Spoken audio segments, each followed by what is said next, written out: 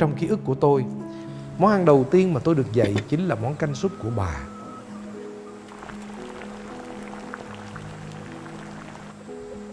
Món canh súp đặc biệt của bà đã theo tôi đi cùng năm tháng. Món canh súp khoai tây, cà rốt, su su của tôi cũng không có nước hầm xương, chỉ có thịt đùi nấu mềm và hương vị ngọt ngào của cả ký ức thuở thơ ấu.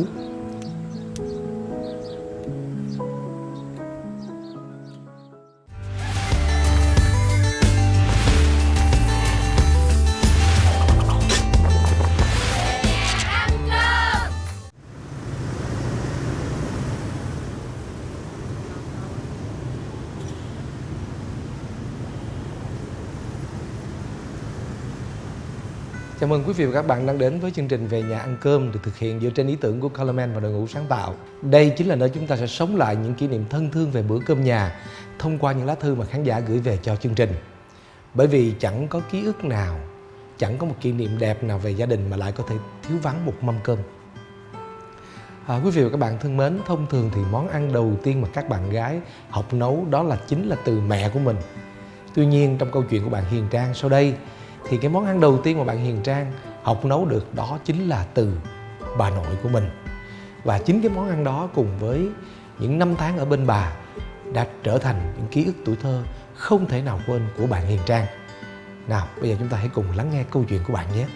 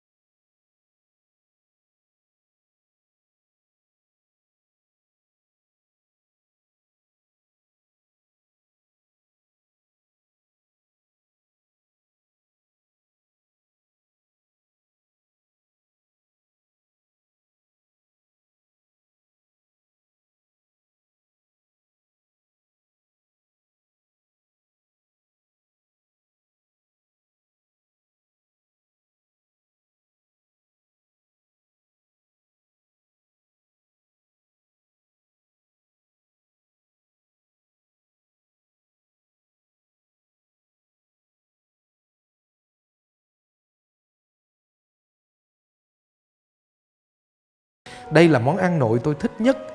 Khi về già, nội tôi không thể ăn cơm, nhưng với món sầu riêng thì nội vẫn ăn ngon lành như thường. Nội bảo món sầu riêng này mà không biết ăn là phí mất nửa cuộc đời người.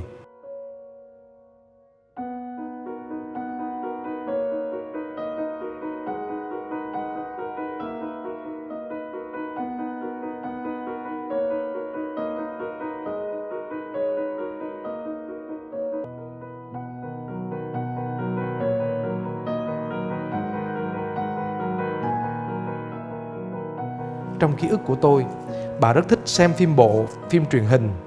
Mà ở cái thời đấy, muốn xem thì phải bỏ tiền ra mướn băng đĩa về xem. Thế nên vào những ngày tôi được nghỉ học hay vào mùa hè, tôi được nội cho tiền đi mướn băng đĩa để về cùng xem với nội. Viết tới đây, tôi còn nhớ nội có sở thích uống bia kèm với đậu phộng lúc xem phim. Tôi thì còn nhỏ nên chỉ được cụng ly với nội bằng nước lọc.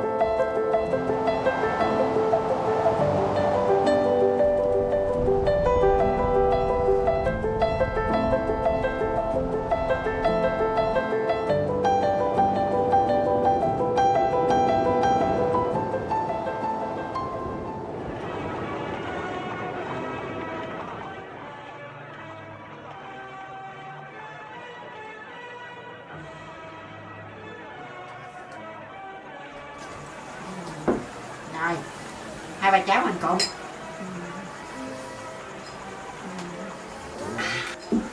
Ngon quá còn. Hay ha. Hoàng Châu kìa, trời. Bà thích cái phim này lắm nè.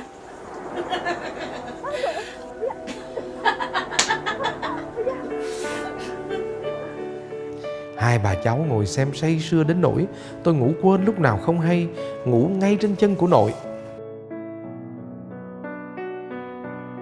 Dù ngủ, nhưng tôi vẫn có cảm giác tay bà cầm quạt, không ngừng quạt cho tôi.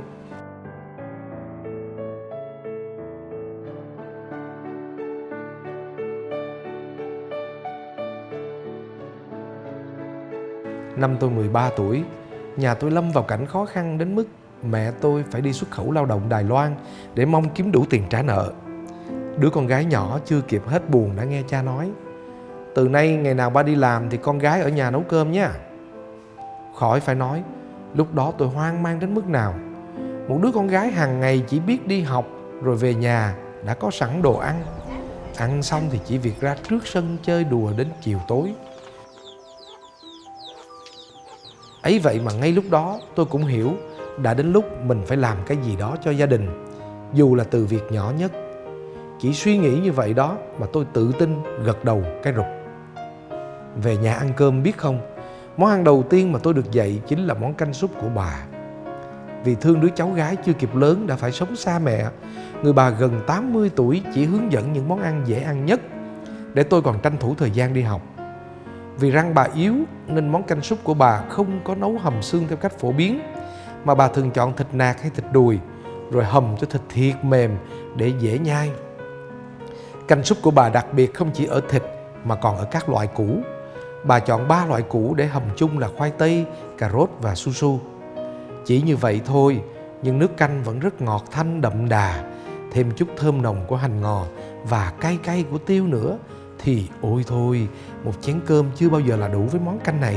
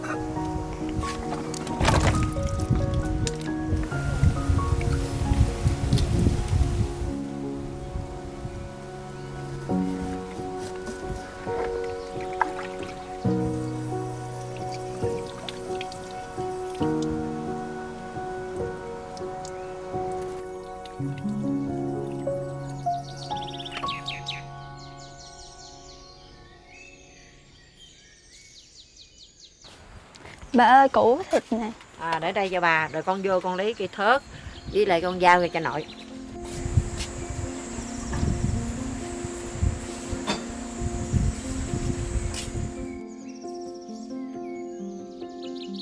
Đây. Giờ con đứng đây con sắc nha. Sắc cái nào trước rồi?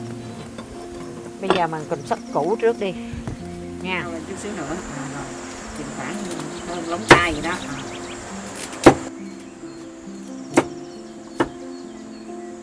Thôi.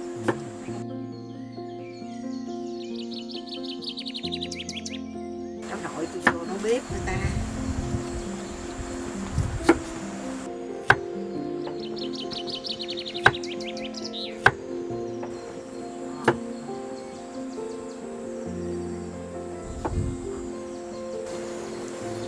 Rồi tôi cắt cái đó. Rồi con cắt làm hai, con trẻ làm hai. Rồi con ốp xuống. Xong rồi cái con qua con lấy nửa xông nước cho bà.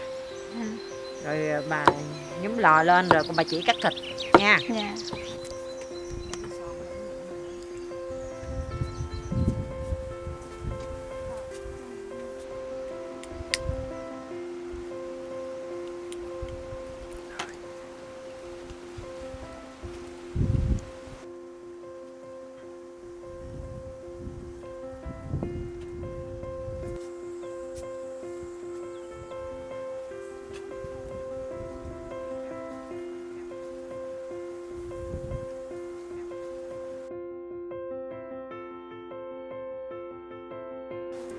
Rồi, đó đi.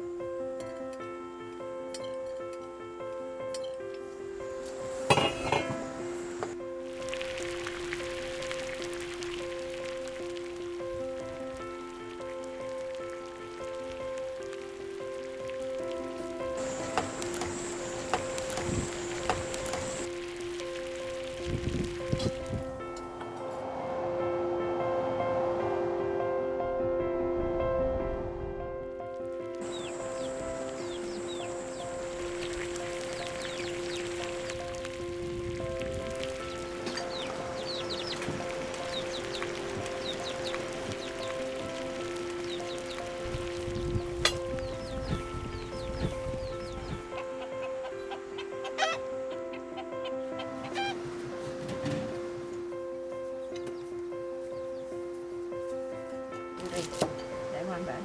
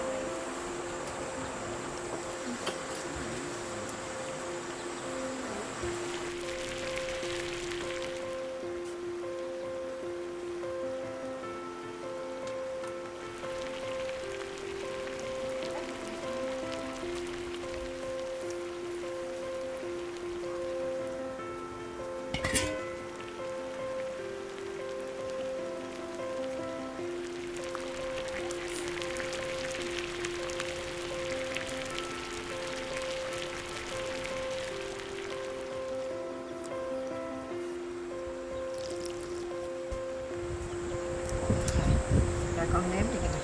Rồi mốt.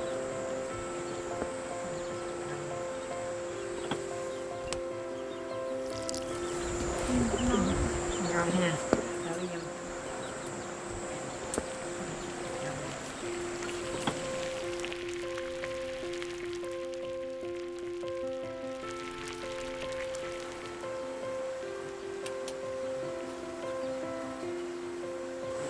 ngon quá nè con.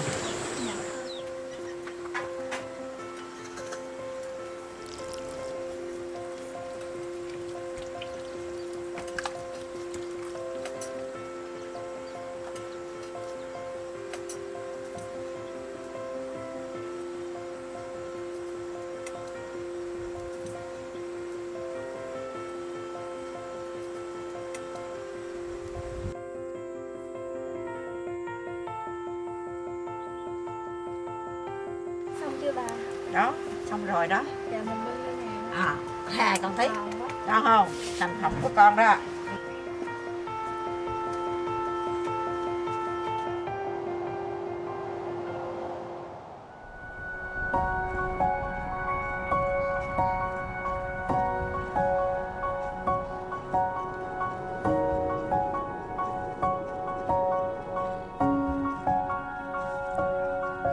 Sau này lớn lên xa nhà đi học rồi đi làm, món canh súp đặc biệt của bà đã theo tôi đi cùng năm tháng, là món canh mà tôi yêu thích nhất và nhớ nhất. Món canh súp khoai tây, cà rốt, su su của tôi cũng không có nước hầm xương, chỉ có thịt đùi nấu mềm và hương vị ngọt ngào của cả ký ức thuở thơ ấu.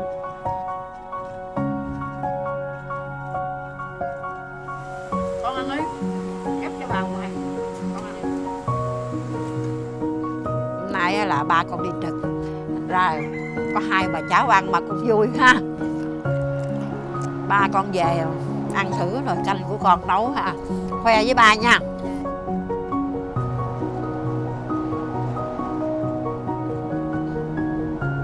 Giờ đây trong căn bếp hiện đại sạch sẽ, tôi lại khẽ chạnh lòng vì nhớ tới bà nội. Hình bóng người bà nhỏ bé cứ lui cui trong căn bếp nhỏ với chiếc bếp dầu sờn cũ, với cái son móp lên móp xuống,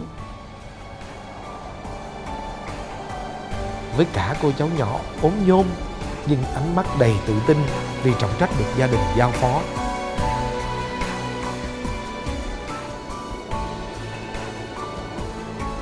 Cảm ơn ơn trên vì đã cho tôi được sinh ra trong gia đình này, được làm cháu của bà. Cảm ơn món canh của bà đã là một cột mốc đáng nhớ trên bước đường trưởng thành của tôi. Giờ bà đã không còn nữa, nhưng khi nào vào bếp nấu món canh súp, hình ảnh của bà cũng ở bên, thân thương và ngọt ngào. Bữa cơm đầu tiên với món canh tự nấu với sự hướng dẫn của bà cũng chính là bữa cơm mà tôi nhớ nhất.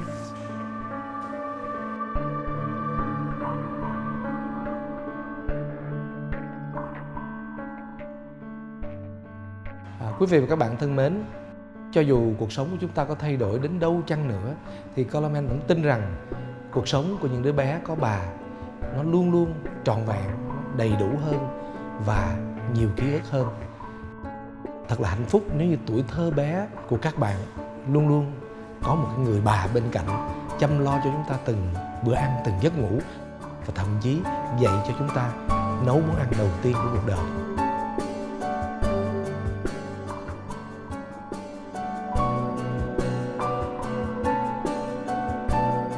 Bữa cơm gia đình mà bạn nhớ nhất là gì? Đã bao lâu rồi bạn chưa về nhà ăn cơm? Hãy kết nối với chúng tôi bằng cách chia sẻ câu chuyện của các bạn theo địa chỉ bên dưới màn hình. Còn bây giờ thì Coleman xin chào tạm biệt và hẹn gặp lại.